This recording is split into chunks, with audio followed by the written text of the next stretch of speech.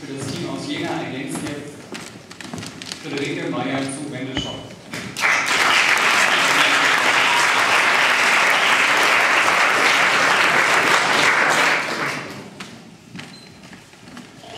Ja, meine sehr verehrten Damen und Herren, aufgrund der Erwiderung der Opposition scheint es mir geboten, noch einmal kurz auf meinen Vorredner einzugehen.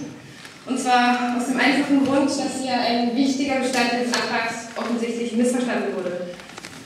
Liebes Präsidium, liebe freie Redner, vor allem liebe freie Redner und liebes Publikum, herzlich willkommen noch einmal zu einer Wiederholung des Antrags für die Opposition. Und zwar, wir haben gefordert, ab der 5. Klasse, nicht für die Grundschule, bewusst nicht für die Grundschule, eine Entzerrung des Stundenplans. Nicht eine Erhöhung der Stunden insgesamt, sondern eine Entzerrung des Stundenplans. Das heißt, Samstagsunterricht bei gleichbleibender Stundenzahl. Das bedeutet, die Kinder haben unter Umständen mal eine Stunde frei morgens. Wie wirkt sich das denn auf den momentanen Schlafmangel aus, meine Damen und Herren? Führt das nicht eher dazu, dass es einen regelmäßigen Schlafrhythmus gibt? Führt es nicht dazu, dass wir zu einer alltäglichen Entspannung kommen? Eine alltägliche Entspannung, die eine alltägliche Grundlage für ein ausgefülltes Leben bietet für die Kinder. Und zwar in der Form, dass Schule und Freizeit täglich ein Gleichgewicht bilden. Und nicht wie jetzt, dass die Kinder samstags ins Bett fahren, also freitags ins Bett fahren und samstags nicht aufstehen können, weil sie so erschöpft sind. Und diese Erschöpfung hat die Opposition klar beschrieben. Bitte, Ihre Frage. Erklären Sie mal, eine Stunde morgens, ich schlafe nicht aus, oder wenn ich nach, das wäre ja mehr Zeit. Was ist eigentlich die nicht freiwillig gesagt, das Unterricht einführen? Sehen Sie, wir möchten hier nichts freiwillig einführen, wir möchten flächendeckend diese Entzerrung einführen, weil wir sie für absolut notwendig halten. Und ich weiß nicht, ob Sie wissen, wie man einen Stundenplan konstruiert. Jedes Kind hat einen anderen, also es wird nach Klassen gemacht und deshalb haben wir auch nicht, ich denke, es ist notwendig, das zu erklären, offensichtlich ist es nicht klar. Nicht jede Klasse hat den gleichen Stundenplan. Ja, also ich dachte, das wäre nicht so allgemein wissen, aber gut. Es ist ein Irrtum, meine Damen und Herren, das komprimierte Lernen in 8-Stunden-Tagen. Das ist sowas wie eine 12-Stunden-Schicht für erwachsene Menschen. In 8 Stundentagen tatsächlich eine Entspannung bietet oder so etwas, wie die Opposition suggeriert. Die Opposition suggeriert, dass wir heute einen Zustand hätten, ohne Frust, ohne Schlafmangel. Wer von Ihnen Kinder hat, meine Damen und Herren, oder wer von Ihnen Geschwister, kleine Geschwister, ich habe eine kleine Schwester, ich weiß, wie das aussieht, wenn das Wochenende ist, wenn die Freizeit beginnt angeblich. Wir waren Schüler. Ja, ja, wir wissen, wie das ist, ja. Und aus diesem Grund ist die Kritik des Antrags erstens am Antrag vorbeigegangen und zweitens am Problem der Kinder. Wozu führt es, wenn wir diesen Antrag annehmen? Es führt dazu, dass die Kinder sich entspannen können. Es führt dazu, dass wir eine alltägliche Entlastung haben.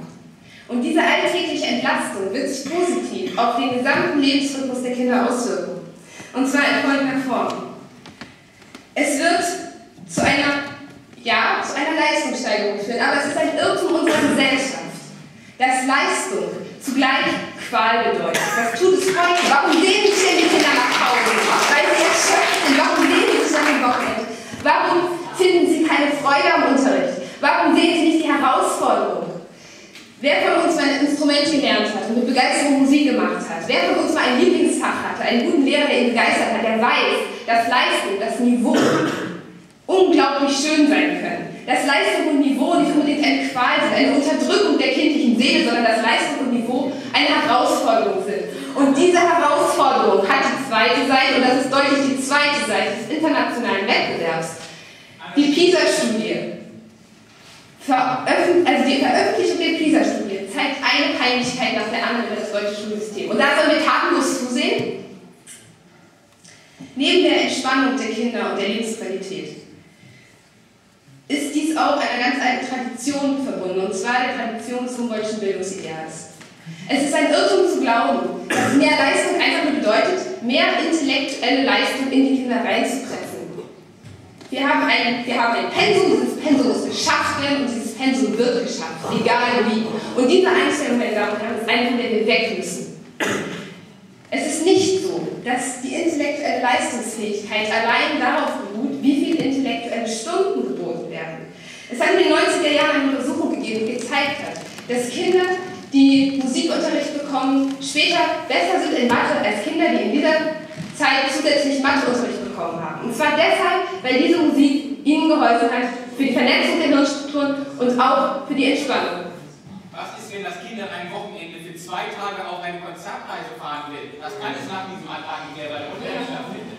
Ich weiß nicht, ob Sie jemals einen Antrag gestellt haben in der Schule, weil Sie eine kulturelle Veranstaltung besuchen wollten. Meines Wissens ist es überhaupt kein Problem zu sagen, ja, ich habe ein Konzert, ich möchte da gerne hinfahren, das und das wird da geboten, das ist für mich wichtig, kann ich da bitte freigestellt werden? Das ist überhaupt kein Thema.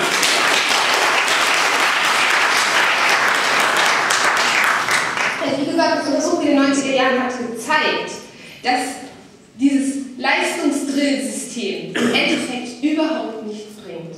Und neben der Tatsache, dass es die Leistung nicht bringt, bringt es auch nicht die Lebensqualität. Und zwar nicht nur die Lebensqualität der jeweiligen Schüler, sondern das wirkt sich natürlich auch aus auf die Lebensqualität der ganzen Familie. Die ganze Familie ist davon betroffen, wenn das Kind da ist und sagt, ich schreibe morgen Mathe, ich habe aber nur noch 1 Stunde bis zum Schlafen gehen. Und dann kann es nicht schlafen. Und daher kommt der Schlafmangel. Dieser Stress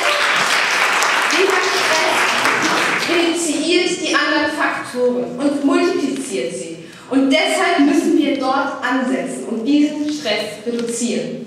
Und zwar machen wir es in der Form, das ist auch angedeutet worden, ist etwas untergegangen und auch nicht aufgenommen worden hier in der Betrachtung des Antrags, dass wir Projekttage machen. Das bedeutet, dass wir ein Problem vertiefen, dass wir nicht oberflächlich einfach immer mehr Stoff bringen, sondern dass wir tatsächlich zu einer Auseinandersetzung kommen an diesen Projekttagen und dass diese Auseinandersetzung im Endeffekt dazu führen wird, dass die Kinder in der Lage sind, ein Problem zu durchdringen. Und diese Faszination, die ein komplexes Problem bietet, die Faszination der vielfältigen Betrachtungsweise wird in dieser Form gewährleistet. Meine Damen und Herren, werte freie Redner, wertes Publikum, stimmen Sie für den Antrag.